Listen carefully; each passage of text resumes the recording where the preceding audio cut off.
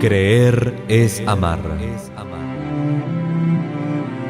Pero ¿cómo amar lo que no se conoce? En el esplendor de la verdad presentamos Creo, Señor, yo creo.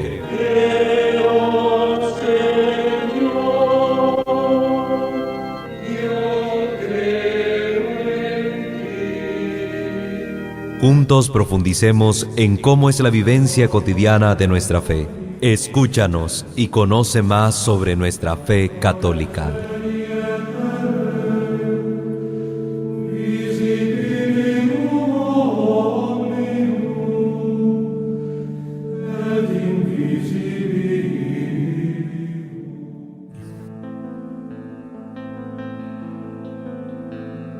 Ahora más que nunca y contra la opinión de tantos, entre voces de ultratumba y sus acordes camuflados, poemas y lisuras, siempre oscuro y nunca claro, los expertos de la duda y los que dudan por encargo.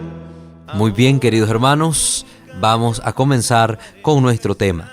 El lunes pasado, en estos capítulos, en esta serie de capítulos acerca de la Virgen María que estamos abordando, hablamos acerca del tema de la maternidad divina de María. Y hemos aclarado que en ningún momento la Iglesia Católica dice que la Virgen creó a Dios. Jamás.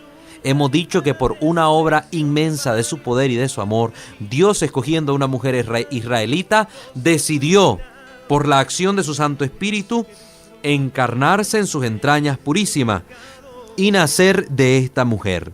Por tanto, Dios, sin dejar de ser Dios, nace con nuestra naturaleza humana a través del seno purísimo de María. Y como Cristo, nuestro Señor, ha sido Dios desde la eternidad, no podemos negar esta verdad de fe contenida en la divina revelación plasmada en la Biblia.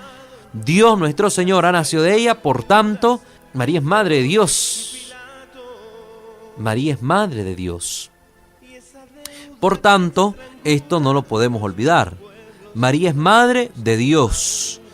Y nosotros tenemos que tener esto bien claro. Bien claro. Y se cumple sobre todo aquella promesa que estaba manifestada por el profeta Isaías en el capítulo 7, versículo 14. Promesa que para el oyente de su época pues tuvo cumplimiento, pero que también se convirtió en una promesa, en una profecía a cumplirse en el Mesías del Padre. Y dice el versículo 14 del capítulo 7, mira, la Virgen dará a luz a un hijo y le pondrán por nombre Emmanuel. Esto está así tomado de la Septuaginta, de la versión de los 70, que en vez de traducir doncella, tradujeron la Virgen, y ya por la divina providencia, por acción de la divina providencia, pues esto se convirtió en realidad en la figura de María Santísima. Y dice ahí el detalle curioso.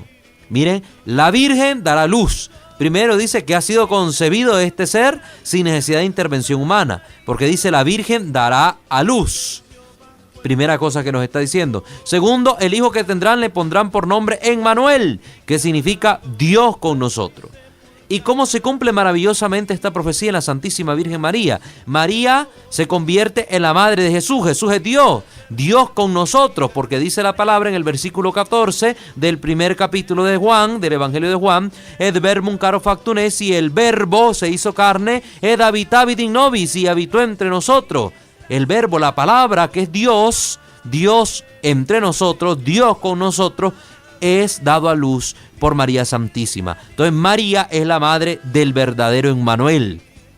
Y simple y sencillamente haciendo una traducción del nombre, miren qué hermoso queda. María, madre del Emmanuel. María, madre de Dios con nosotros. María, madre de Dios con nosotros. La misma Biblia hace esto tan claro para el entendimiento. Lo que pasa es que nosotros solo nos hacemos colocho. Hace tan claro esto para el entendimiento. María, madre de Dios con nosotros. María, madre del Emmanuel. Entonces eso no lo olvidemos. En relación con la maternidad, hemos hablado acerca de la virginidad. Y ahora queremos centrarnos sobre todo en hablar de lleno acerca de este dogma de fe. La virginidad perpetua de María. Nosotros como cristianos católicos creemos en una verdad de fe contenida en las Sagradas Escrituras y fácil de entender desde la lógica, que es que María ha sido virgen antes del parto, como se lo anunció el ángel, sin que conociera varón, iba a concebir. En el parto, ha sido virgen en el parto. Y esto lo explicaba muy bien San Agustín, que decía San Agustín, esto con un ejemplo, la luz, decía él. Así como la luz atraviesa el cristal sin romperlo, así el Hijo de Dios ha atravesado el vientre purísimo de la Santísima Virgen María sin romper el velo de su virginidad. Sin romper el velo de su virginidad. La Iglesia cree que María es virgen también durante el parto y sobre todo que es virgen después del parto, de la luz. Si este velo de su virginidad santísima no fue roto por el Hijo, este velo se mantuvo intacto incluso después de su virginidad, pues no tuvo más hijos que Jesús, como lo dirá la Sagrada Escritura, donde veremos que la relación únicamente se establece madre-hijo, hijo-madre respecto a Jesús y a María. Siempre el Evangelio va a decir María, la madre de Jesús, y Jesús, el hijo de María. Esto está clarísimo para la Iglesia Católica, pero es importante que nosotros hablemos un poquito más del tema para poder clarificar las dudas de aquellos que no comparten nuestra fe católica y aún así deciden ser cristianos. Es importante que ellos conozcan nuestras verdades de fe para que no digan cosas que no son, porque a veces he escuchado yo, queridos hermanos, a pastores no católicos, porque nuestros pastores católicos son los sacerdotes, a pastores no católicos hablar mal en contra de la Virgen, que fue una mujer cualquiera, que fue un vaso cualquiera, un instrumento que Dios usó, nació de ella y a María una mujer ordinaria, que tuvo más hijos. Incluso he escuchado hasta palabras feas, muy feas, dichas a la Santísima Virgen María. Entonces, aquí hay que tener mucho cuidado, hermano. Usted no sabe lo que está hablando. Si no sabe, mejor no hable. Porque si usted hable, pueda que se esté condenando por su propia boca. Recuerde que nosotros de la palabra que no hemos dicho somos dueños, pero una vez que ha salido la palabra en nuestra boca, somos esclavos de esa palabra que hemos dicho. Y cuidado, usted se convierte en esclavo de muerte, reo de muerte, como dirá la Escritura, por las palabras pronunciadas contra el Señor y su Santísima Madre, la siempre Virgen María. Entonces, hermanos, vamos a entrar de lleno en esta materia después de la pausa. Por favor, no corten, no cambien, dejen ahí la sintonía y luego pues continuamos con este interesante tema.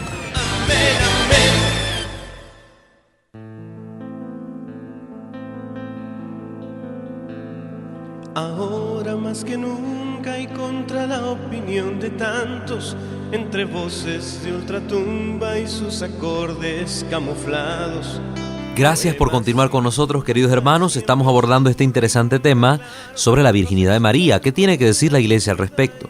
Para ello vamos a utilizar la Enciclopedia del Católico del jesuita, el padre Jorge Loring, que en paz descanse, que ha vendido, como les dije la vez pasada, más de 2 millones de copias en el mundo y que es un libro de excelente contenido para el estudio y comprensión de la verdad de fe católica. Y es importante conocerlo y meditarlo. Quien quiere ser un verdadero católico tiene que conocer su fe católica. Quien no conoce su fe católica no sabe lo que cree. Así se lo digo, no sabe lo que cree.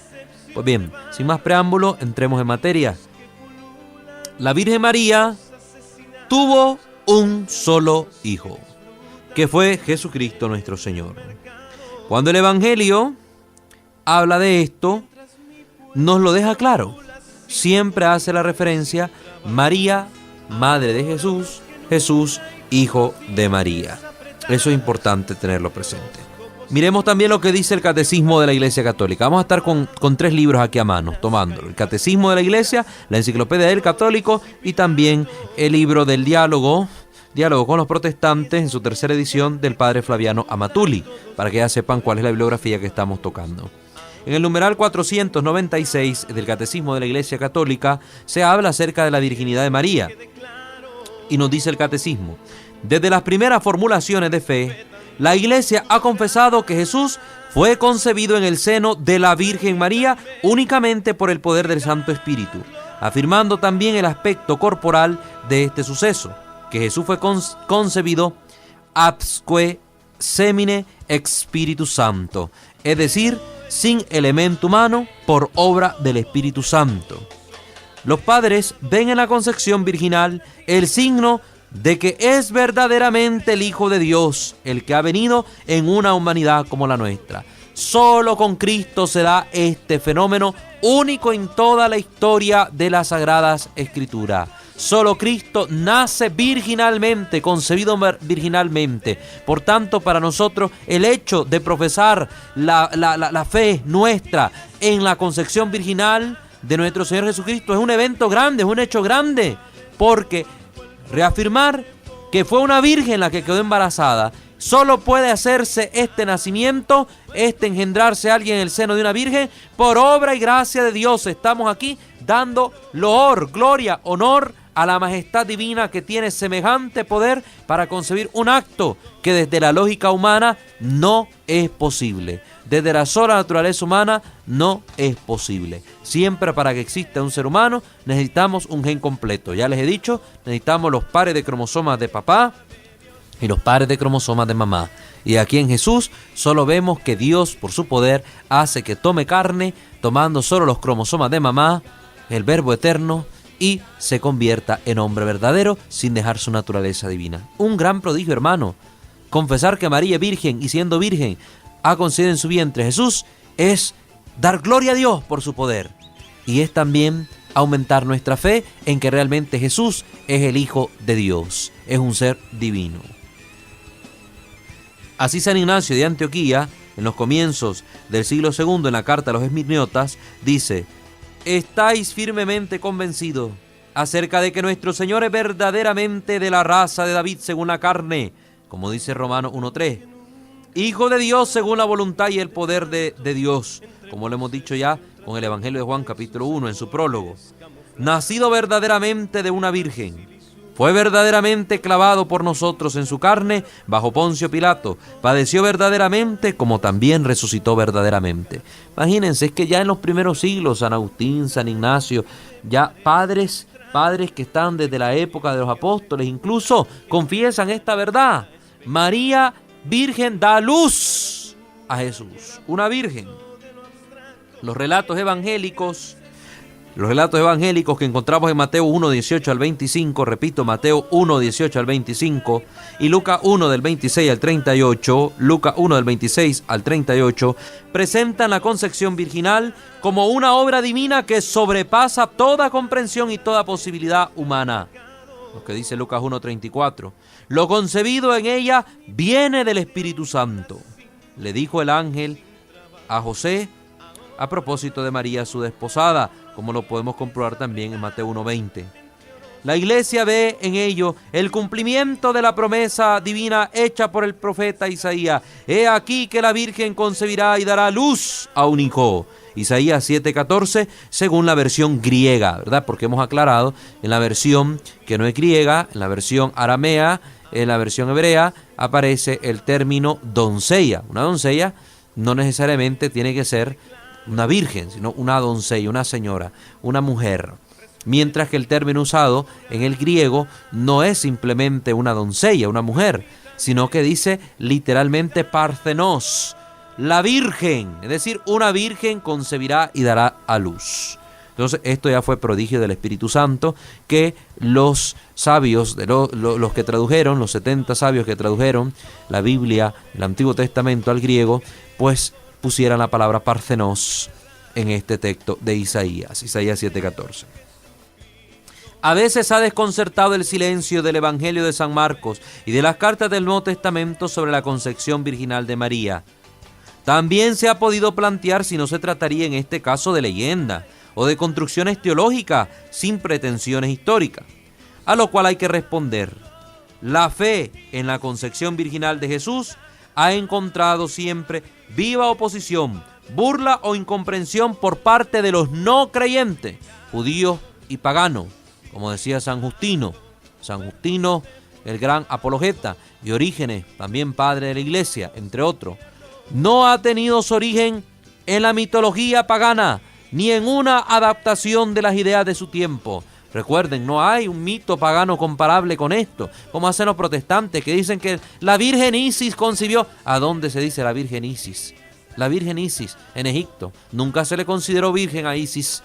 Nunca se le consideró virgen, aunque era una divinidad pagana, pero no se trataba de una virgen que daba luz, que concebía. No, hermanos, dejen de andar inventando la abuelada, que ni los paganos de aquellos tiempos se atrevieron a confrontar con la mitología las verdades de fe contenidas en los escritos bíblicos. Así que no anden inventando la abuelada, poniendo en el Facebook, en el internet, cosas que no vienen a colación, ni al lugar. El sentido de este misterio no es accesible más que a la fe, que lo ve en ese nexo que reúnen entre sí los misterios, dentro del conjunto de los misterios de Cristo, desde su encarnación hasta su Pascua. San Ignacio de Antioquía da ya testimonio de este vínculo y dice: el príncipe de este mundo ignoró la virginidad de María y su parto, así como la muerte del Señor, tres misterios resonantes que se realizaron en el silencio de Dios. Miren qué hermoso. Tres misterios resonantes que se realizaron en el silencio de Dios. La profundización de la fe en la maternidad virginal ha llevado a la Iglesia a confesar la virginidad real y perpetua de María, incluso en el parto del Hijo de Dios hecho hombre. En efecto, el nacimiento de Cristo, lejos de disminuir, consagró la integridad virginal de su madre, pues la liturgia de la Iglesia celebra a María como la Aisparthenos, es decir, la siempre virgen, como la Iglesia oriental lo dice de la Santísima Virgen. Ahora aquí vemos un problema, que a esto se objeta a veces que la Escritura menciona a los hermanos y hermanas de Jesús. ¿Cuál debe ser pues nuestra postura ante estos famosos hermanos y hermanas de Jesús? Hay que tener en cuenta que la palabra se refiere a los primos hermanos y parientes que entre los judíos también se llamaban hermanos. La palabra para explicar esto, ¿verdad?, en el idioma hebreo es la palabra ahot, en hebreo y arameo, y tienen un significado más amplio que nuestros idiomas. Se usa para toda clase de parentesco. Esta palabra indicaba en el Antiguo Testamento primos, sobrinos, cuñados, y se usa también para señalar a los componentes de la misma tribu y del mismo pueblo, a los amigos, a los aliados y al prójimo en general, a los paisanos. Es decir, que tiene un significado bien amplio que al ser traducido al griego también mantuvo en su esencia el significado amplio de esta palabra. Por tanto, cuando se mencionan hermanos y hermanas de Jesús, no debe ser entendido como hermanos de carne y sangre, sino como parientes. Por ejemplo, Abraham, tío de Lot, en el Génesis 11:27, declara que los dos son hermanos, como lo vemos en Génesis 13:8. Primero nos aclara la Biblia que Abraham es tío de Lot, pero luego nos los presenta como hermanos. San Pablo llama hermanos suyos a Tito y Epafrodito. Lo vemos en 2 de Corintios 2:13 y en Filipenses 2:25. Jesús nos invita a no presentarnos frente al altar si tenemos algo en contra de un hermano, que en este caso equivale a un prójimo, a alguien a quien nosotros hayamos ofendido, pero que es alguien que nosotros lo consideramos amigo, pariente, alguien cercano, como lo vemos en Mateo 5:23. También nosotros en el libro de Crónicas, en el primer libro de Crónicas, capítulo 15, versículo 4, podemos encontrar el siguiente texto. Reunió David a los hijos de Aarón y a sus hermanos 120. ¿Cómo es esto? Si nos ha dicho ya la Escritura que cuando fue electo David, cuando fue Samuel a la casa de su padre Jesé, dice que eran 7 hermanos. Y ahora dice aquí la Biblia que son 120 hermanos. Porque el término hermano no significa únicamente una relación consanguínea, sino que también indica parentesco, familiaridad, amistad, que son paisanos. También vemos Hechos 1:15, dice: uno de aquellos días Pedro se puso de pie en medio de los hermanos, que eran alrededor de 120. También se le llama hermano a los creyentes en la fe, es decir, hermanos a los que comparten el mismo credo. Como ustedes ven, el sentido de la palabra hermano es amplio. Es amplio. Y debemos nosotros leer bien el texto para comprender quiénes son esos tales hermanos y hermanas de Jesús. Es posible que todos estos hermanos hayan tenido a la misma mujer como madre, 120, imagínense. Con relación al significado tan amplio de la palabra hermano, Tenemos muchísimas citas bíblicas que nosotros podemos analizar.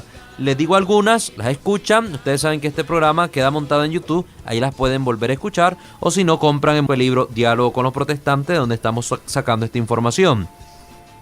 Vemos, por ejemplo, Génesis 14, 14, 16, Génesis 29, 15, Josué 17, 4, Levítico 10, 4, segundo libro de Samuel, capítulo 19, versículo del 12 al 13, primera carta a los Corintios, versículo 2, primera carta a los Corintios, capítulo 2, versículo 1, y Mateo 18, 21, 35.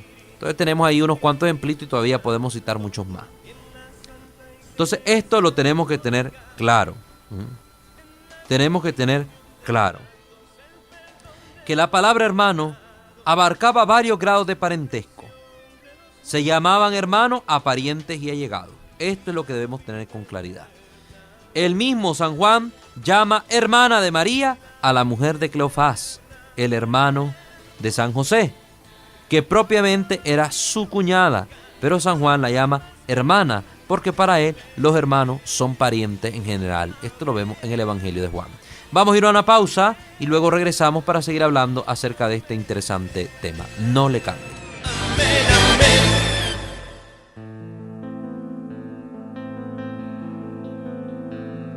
Ahora más que nunca y contra la opinión de tantos, entre voces de ultratumba y sus acordes camuflados.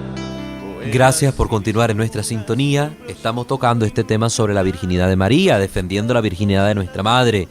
Y para ello estamos aclarando aquella duda famosa que muchos protestantes al llegar a nuestras casas vienen y nos hacen. ¿Cómo es que ustedes dicen que María fue siempre virgen si tuvo más hijos? Mira, aquí en la Biblia dice que Jesús tuvo hermanos y hermanas.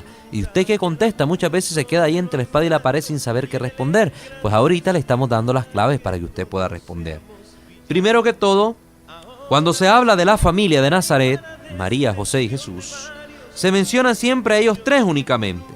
Nunca se mencionan a los otros hermanos. Miremos Lucas 2:41, por ejemplo. Los padres de Jesús iban todos los años a Jerusalén para la fiesta de la Pascua. Recuerden que ahí Jesús tenía 12 años. Y solo se dice los padres de Jesús.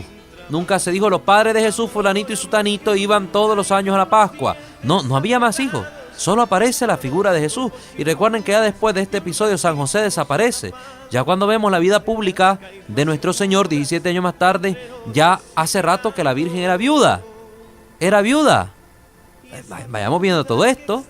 Era viuda. Es decir, que si se pusieron a tener un hijo después de que ya había pasado este episodio de los 12 años de Jesús, ese hijo tendría que haber sido un muchacho entre 16 y 15 años. No coincidiría con los tales hermanos que le ponen a Jesús, porque los tales hermanos que se les ha mencionado aparecen también como discípulos, y hay gente mayor, no chavalitos. Entonces hay que tener cuidado con lo que se dice, hermano. Lucas 2:44 dice: se pusieron a buscarlo entre sus parientes y conocidos. Nunca nos dice aquí que sus hermanos estaban buscando a Jesús, ni que se pusieron a buscarlo entre sus hermanos, solo entre parientes y conocidos. Solo entre parientes y conocidos. Entonces, ¿dónde estaban los supuestos hermanos de Jesús? ¿Dónde? No los encontramos cuando María y José buscaban a Jesús en el templo de Jerusalén. No los encontramos tampoco en la boda de Caná, ni en la crucifixión de Jesús. Es que no existe ningún hermano carnal de Jesús. Eso es lo que tenemos que entender. No aparece. En la boda de Caná dice: fue invitada María, la madre de Jesús, y también Jesús y sus discípulos. Pero jamás nos dice: fue invitada María, la madre de Jesús, fulanito y sutanito y perencejo, y los discípulos de Jesús. No. Y cuando se habló de Jesús se dijo hijo de María y sus discípulos. Bien aclara el Evangelio. Fíjense bien que nunca la Biblia dice que los hermanos de Jesús fueran hijos de la Virgen María. Solamente Jesús es mencionado como hijo de María. Vemos Mateo 1:18, Mateo 2:11, Lucas 2:34, Marcos 6:3, Juan capítulo 2 versículo 1. A los 3 días se celebraron unas bodas en Caná de Galilea y la madre de Jesús estaba en la fiesta. Juan 2:1. Si María hubiera tenido más hijos, ¿Por qué aquí se menciona solamente a María como la madre de Jesús?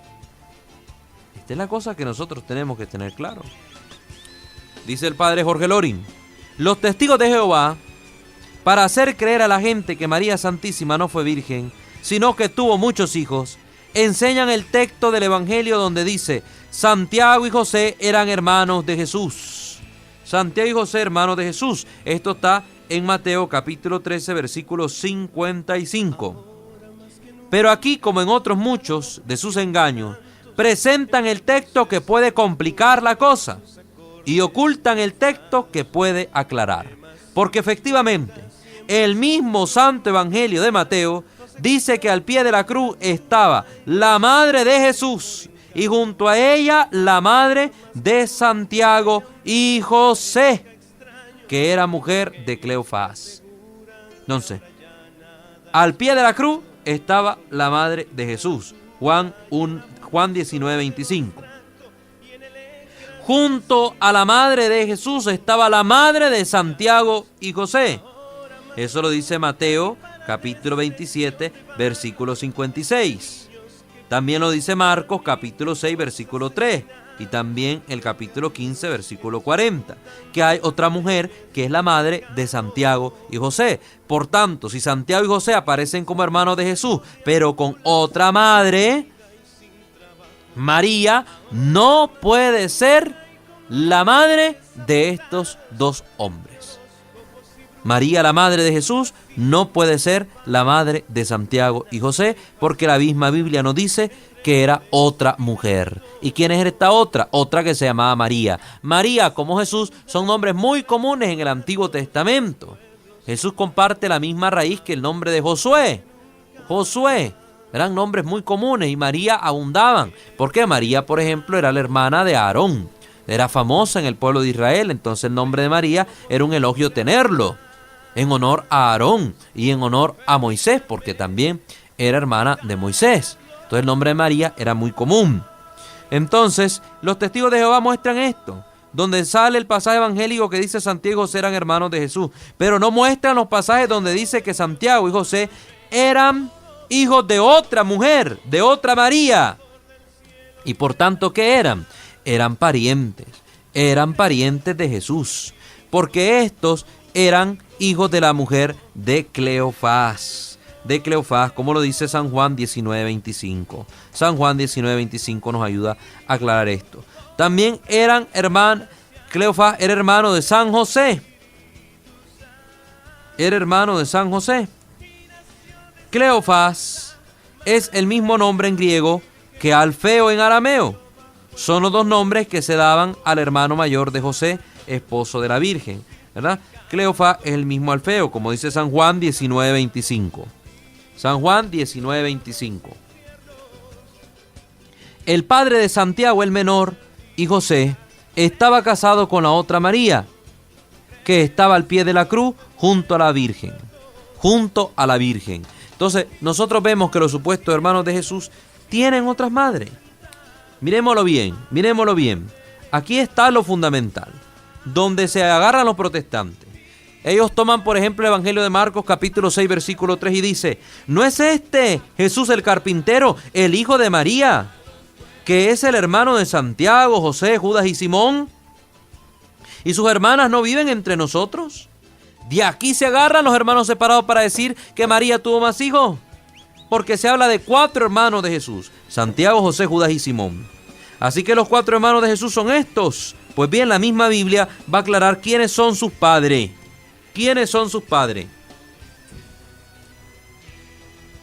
Y esto hay que tenerlo presente, porque son padres distintos. Miremos de Santiago y José. Dice la Escritura: unas mujeres miraban desde lejos, entre ellas María Magdalena, María, la madre de Santiago el menor y José, y la madre de los Zebedeos. Mateo 27:56, que se puede confrontar con Marcos 15:47. Entonces aquí se nos está mencionando quiénes estaban en el momento de la crucifixión. María la Magdalena, es decir, María de Magdala, María la madre de Santiago el menor y de José, y la madre de los Zebedeos. Los Zebedeos era Santiago el mayor y San Juan. En Mateo 10, 1-4 se aclara que los hijos del Zebedeo son Santiago el mayor y Juan, mientras Santiago el menor y José son hijos de Alfeo, Cleofás, y por lo tanto su madre María no es la madre de Jesús, sino otra María. Se mira que tienen padres distintos. Estaban junto a la cruz, dice Juan 19:25, su madre, la hermana de su madre, que es María, mujer de Cleofás, y María Magdalena. María, mujer de Cleofás, aparece realmente como hermana de la Santísima Virgen María, esposa de Cleofás. Cleofás aparece aquí como cuñado de la Virgen. Entonces, si ustedes se fijan, por eso es que le llama hermanos el Evangelio, porque eran primos hermanos de Jesús, como decimos nosotros, primos hermanos de Jesús, porque eran precisamente descendientes de la misma familia que José y María. Vamos pues a una pausa y luego volvemos para poder comprender mejor esto que estamos hablando aquí, que se habla de una María que es prima de la madre de Jesús, hermana prima, esposa de Cleofás y madre de Santiago el menor y de José. Muy bien, vamos a la pausa y regresamos. Amén, amén.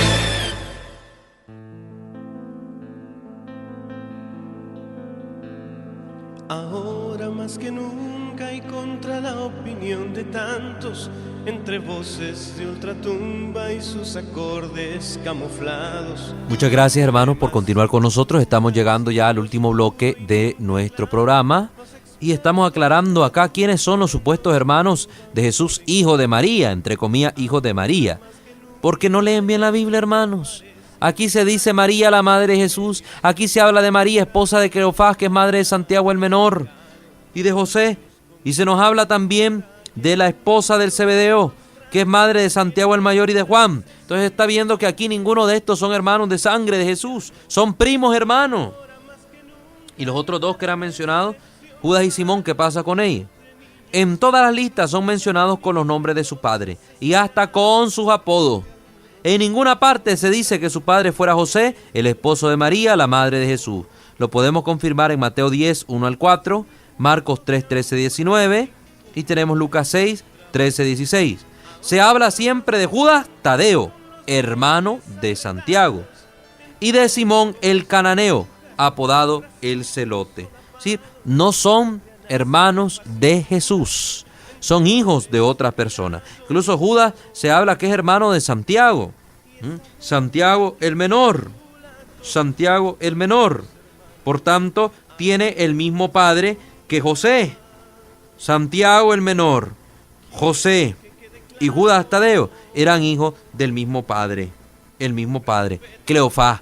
Y ellos tenían madres distintas, lo que indica que posiblemente esta María, esposa de Santiago el menor y de José, era la esposa actual de Cleofás, y que Cleofás en algún momento pudo haber enviudado y se volvió a casar porque vemos que tiene otro hijo, Judas Tadeo, pero no se menciona a la madre de este Judas Tadeo, solo se menciona a Cleofás como padre de él porque es hermano de Santiago el menor y hermano de José, hijo de María, esposa de Cleofás. ¿Están viendo cómo la Biblia aclara? La Biblia misma aclara. Lo que pasa es que a los hermanos separados no les conviene leer así la Biblia, porque ellos lo que quieren es atacar la verdad de fe católica para hacerte caer en la tentación de que tú has estado engañado toda la vida y al final jalarte para su ideología, para su tendencia, para su búsqueda de Dios en el infinito y no sé dónde más, y alejarte de la verdadera fe de la Iglesia Católica. Es importante notar cómo los apóstoles Santiago el menor y Judas Tadeo, parientes entre ellos, incluso se consideran servidores de Jesús y nunca le llaman hermano, sino servidores, como lo vemos en la carta de Santiago 1.1 y Judas 1.1. Si hubieran sido hermanos carnales de Jesús, seguramente habrían hecho alguna referencia al respecto, cosa que nunca hicieron. Además, si se hubiera tratado de hermanos carnales, ¿por qué? Y esta es la gran pregunta. ¿Por qué antes de morir Jesús entregó a su madre al discípulo amado, que era un extraño, no era de su sangre, y no se la entregó pues a estos 4 hermanos? ¿Por qué? María ya era viuda y ahora quedaba sin hijo, porque una viuda todavía si tenía un hijo se defendía, pero si no tenían hijo, las viudas quedaban abandonadas a su suerte, andaban prácticamente mendigando la comida. Jesús en un acto de amor deja encomendada a su madre viuda en la mano del discípulo amado. Si hubiese tenido más hijos María, pues lo hubieran recibido sus otros hijos, pero no aparece ningún otro hijo de María acá, solo Jesús. Solo Jesús. Entonces son cositas que nosotros tenemos que tener bien claro. Bien claro. María fue siempre virgen, y esto ha sido siempre el sentir de la iglesia, desde el principio. Así la iglesia interpretó Isaías 7:14, la virgen que concibe un hijo que es Jesús. Solamente, imagínense usted, en el año 380 después de Cristo, siglo IV de la era cristiana, un tal Elvidio, que ojalá hubiera visto el vídeo que va a quedar grabado acá, el tal Elvidio empezó a decir que los hermanos de Jesús eran hermanos carnales de Jesús, enfrentándose con esto al rechazo general de todos los cristianos de la época, siglo IV, que estaban más cerca de los apóstoles de Jesús que lo que estamos nosotros. Ahora surgen las sectas, imagínense, las sectas surgen ahora, muchísimo más después, 17, 18 siglos después, porque recuerden que las sectas ni siquiera son protestantes históricos, son sectas separados de los protestantes. Y vienen inventando el mismo cuento que decía el famoso Elvidio. El mismo cuento. Todas estas sectas lo que han hecho es resucitar un montón de herejías que ya habían sido superadas por los primeros cristianos. Así que, hermano, si usted dice que María tuvo más hijos, usted es un hereje. Usted es un hereje. Es lo más que le puedo decir. Es una verdad, hermano. Yo no lo estoy mintiendo ni le estoy ofendiendo. No le estoy mintiendo. Entonces, María fue siempre virgen. Siempre virgen. Si la Virgen María hubiera tenido otros hijos, Jesús nos lo hubiera hecho saber, nos hubiera hablado de esos hermanos. Sin embargo, María Santísima aparece solo con un hijo, Jesús. Ahora vemos aquí otro conflicto. Cuando el Evangelio lo llama primogénito de María, afirma que es el primer hijo, pero eso no significa, según el modo de hablar de entonces, y hay que aclarar porque recuerden que el Evangelio hay que leerlo en su contexto, según el modo de hablar de entonces, que siguieran de ahí otros hijos después. Primogénito significa no precedido de otro, es decir, primer nacido. Prescinde de la existencia de los otros posteriores. Aunque usted es hijo único, usted es el primogénito de sus padres. Y hubiera sido llevado al templo para cumplir la ley de la primogenitura. Usted como primogénito era llevado a presentar al templo según la ley de Moisés. Siempre. Imagínense. Si decimos esto, dice la Escritura que lleves a tu hijo a presentar en el templo a los 8 días al primogénito. ¿Cómo ibas a saber vos que era el primogénito si no ibas a tener más hijos? Si la palabra primogénito la entendiéramos desde ya como la queremos entender con los protestantes, que vendrían más hijos después. Háganse esa pregunta. Apenas era el primer hijo, ¿quién quitaba que no iban a venir más? ¿Cómo sabían que iba a ser solo el único? Pero era el primogénito y lo llevaban a presentar al templo. Es decir, primogénito de suyo indicaba primer nacido. No necesariamente que después iban a venir otro montón de hijos. Eso hay que tenerlo claro. Eso hay que tenerlo claro. Hace poco se ha descubierto una inscripción sepulcral de una madre joven hebrea que murió al dar a luz a su primogénito, dice la tabla sepulcral. Esto lo podemos encontrar relatado en el libro del padre Daniel Gañón, no todo el que dice Señor, Señor. También libro que aquí nosotros manejamos en el programa, ¿verdad? Libro del padre Daniel Gañón. Ahí se menciona este hecho, ¿verdad?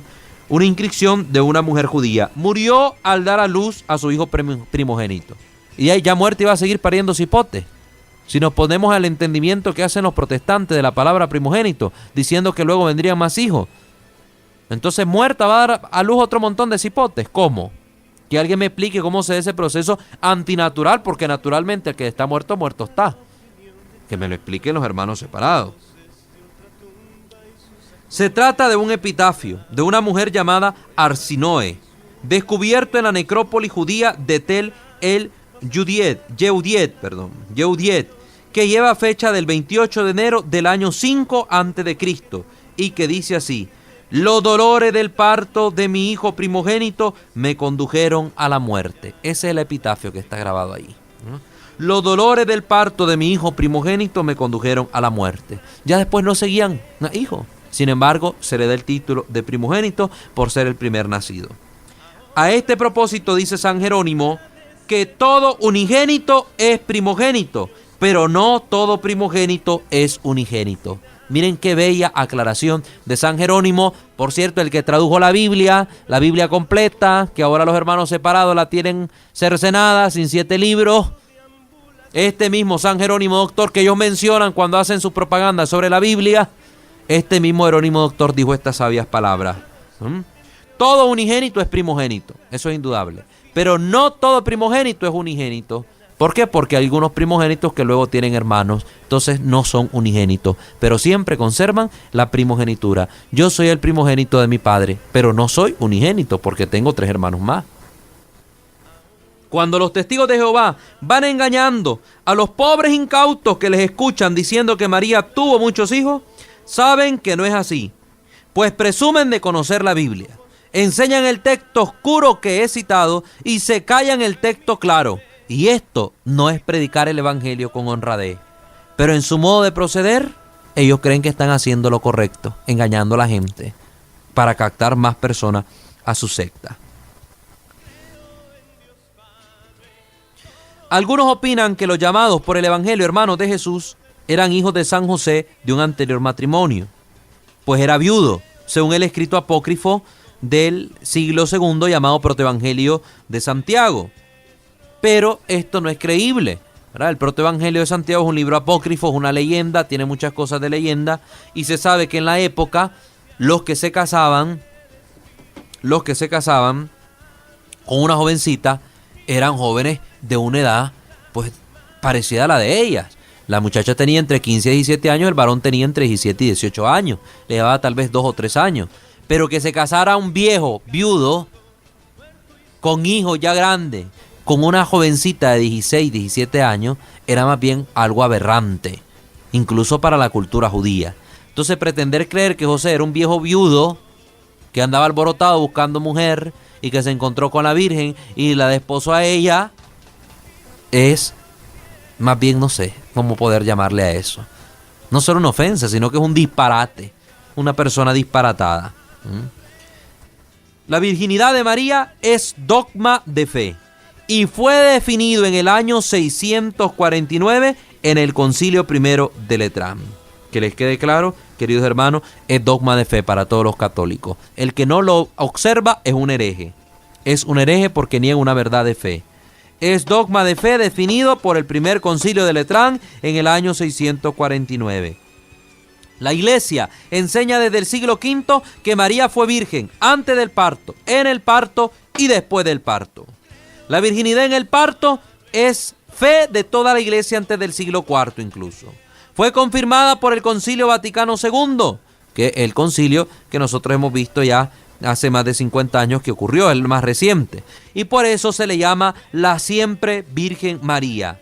Es de fe que María Santísima permaneció siempre virgen. Siempre virgen. Bueno, creo que vamos a tener que dejar ahí el programa porque ya no nos va a dar tiempo. Pero vamos a completar este tema el próximo lunes. Si de todos modos vamos a seguir hablando sobre la Santísima Virgen María. Estamos hablando de esta virginidad perpetua y hemos aclarado varios puntitos, ¿verdad? Que María, siendo virgen, concibe al Hijo de Dios en su seno, que le da a luz siendo virgen, cumpliendo la promesa de Isaías, que el Emmanuel es hijo de una virgen. Por tanto, para que la promesa se cumpliera, la virgen es presupuesto que esta mujer tiene que ser virgen antes, durante y después del parto. Si no, ya no podría ser una virgen madre del Emmanuel, porque una vez parido al cipote ya no sería virgen. Si nos quedamos con la lógica de los protestantes, pero presupuesto de fe para saber quién es el Emmanuel, es decir, el Mesías, Dios con nosotros, es que su madre es una virgen. Y esto solo se cumple en Jesús. Jesús de Nazaret es el único que tiene por madre a una virgen. Esta es una verdad de fe, le hemos aclarado y hemos aclarado también quiénes son los famosos 4 hermanos de Jesús que se mencionan. Y por ende se entiende por lógica quiénes serán también las hermanas de Jesús mencionadas en el Evangelio de Marcos. Pariente, primo y pariente. Esos son los que nos enseña la Escritura. Así que no anden inventando la abuelada, no cambien la fe, más bien permanezcan firmes en lo que la Iglesia desde hace 2000 años ha venido creyendo. Muchísimas gracias a todos ustedes. Recuerden que este programa se retransmite los sábados a las 7 de la mañana, aquí mismo por Radio Católica El Esplendor de la Verdad, los domingos a las 8 de la mañana por Televisión Radio 94.9 y también por Radio Fe Ocotal, los días viernes a las 11 de la mañana. Nada más que allá se está transmitiendo con la secuencia que hemos venido tratando nosotros. Es decir, no va ahorita con la temática de María, sino que ellos empezaron de cero a pasar cada uno de los programas para poder informar a nuestros hermanos ocotaleños y más allá, pues de toda esta formación católica que se está recibiendo. Así que ustedes, hermanos, enriquezcanse con esto, sírvanse, utilícenlo, denle like a la página Creo Señor Yo Creo en el Facebook y suscríbanse al canal de YouTube para que tengan estos videos a mano, los analicen, estudien y crezcan en el conocimiento de la fe. Estuvo con ustedes su servidor en Cristo, el seminarista Walter Fajardo, y encontré a nuestro hermano Francisco Ortiz. Que Dios me lo bendiga a todos y cada uno de ustedes. Feliz semana.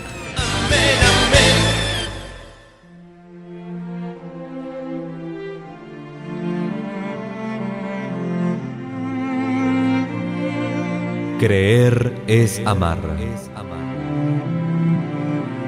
Pero ¿cómo amar lo que no se conoce?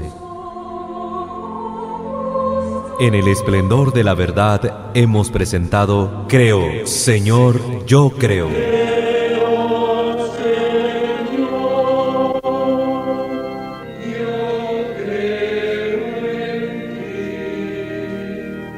Donde juntos profundizamos en cómo es la vivencia cotidiana de nuestra fe. Acompáñanos el próximo lunes a partir de las 10 de la mañana.